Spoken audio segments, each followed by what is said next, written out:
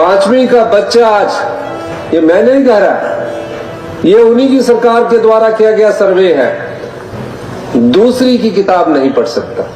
और आज मैं कह सकता हूं जो भविष्य की शिक्षा नीति में हम बदलाव करने जा रहे हैं। सरकारी स्कूलों का हिमाचल प्रदेश की गिनती हुआ करती थी। आपकी असर की रिपोर्ट जो वर्ष 2022 में, जिसकी रिपोर्ट जनवरी 2023 में आई थी, उसके अनुसार भी हमारी 8वीं का बच्चा आपका सेकंड थर्ड का पाठ्यक्रम सिलेबस पढ़ने में अक्षम था, उसमें सफल था।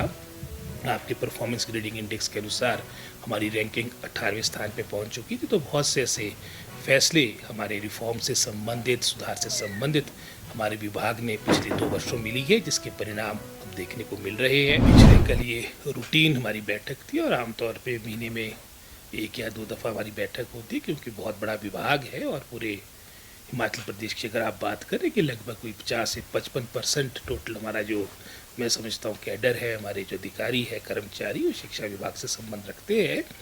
और साथ ही साथ विभाग हमारी आने वाली पीढ़ी से, जनरेशन से जुड़ा, उनको बेस्ट शिक्षा मिले, एजुकेशन मिले, उस सोच के साथ आप जानते हैं कि गत 2 वर्षों से हमारी सरकार प्रयास कर रही है। और हिमाचल प्रदेश ने अतीत में भी शिक्षा के क्षेत्र में अच्छा कार्य किया है, लेकिन कुछ समय से विशेषकर पिछली सरकार के कार्यकाल के दौरान कई ऐसे सर्वेज आए, इस तरह के आंकलन आए, जहाँ पर आपको स्तर में गिरावट देखने को मिली है।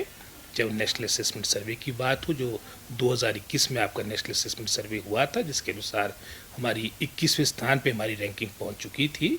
हालांकि एक समय था जब टॉप 3 स्टेट्स में या टॉप 5 स्टेट्स में हमारे सरकारी स्कूलों का हिमाचल प्रदेश की गिनती हुआ करती थी। आपकी असर की रिपोर्ट जो वर्ष 2022 में, जिसकी रिपोर्ट जनवरी 2023 में आई थी, उसके अनुसार भी हमारी 8वीं का बच्चा आपका सेकंड थर्ड का पाठ्यक्रम सिलेबस पढ़ने में अक्षम था, उसमें सफल था।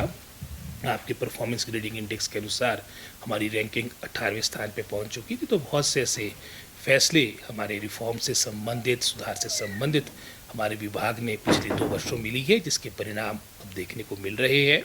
उदाहरण के तौर पे असर की जो रिपोर्ट आई है, जहां 2022 में या 23 की जनवरी में जो रिपोर्ट आई थी, उसमें काफ़ी मैं समझता हूँ हमारी डिस्करेजिंग रिपोर्ट थी प्रदेश के परिवेश में।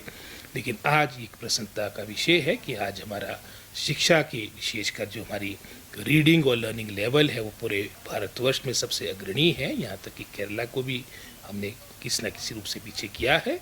और भी जो हमारे आधारभूत उसके मानक है, मापदंड है, उसमें भी एक अच्छा प्रदर्शन मैं समझता हूँ प्रदेश ने किया है। लेकिन बेहतर करने की हमेशा स्कोप रहता है, गुंजाइश रहती है। तो निरंतर हमारा पूरा विभाग और जो ये परिणाम आया, इसके लिए मैं अपने विभाग को भी बहुत बहुत बधाई देता हूँ, जिसमें निरंतर चाहे हमारे शिक्षा सचिव से लेके हमारे जीबीटी टीचर हो, नॉन टीचिंग स्टाफ हो, सब ने बड़ी कमिटमेंट के साथ कार्य किया है। और हम निश्चित रूप में आने वाले समय में भी जो हमारे सुधार, रिफॉर्म से संबंधित अपनी क्वालिटी एजुकेशन का जो हमने एक संकल्प लिया है, इसके लिए कार्य करते रहेंगे। और पिछले कल की बैठक में इन सभी मुद्दों को लेकर विस्तार से चर्चा हुई थी।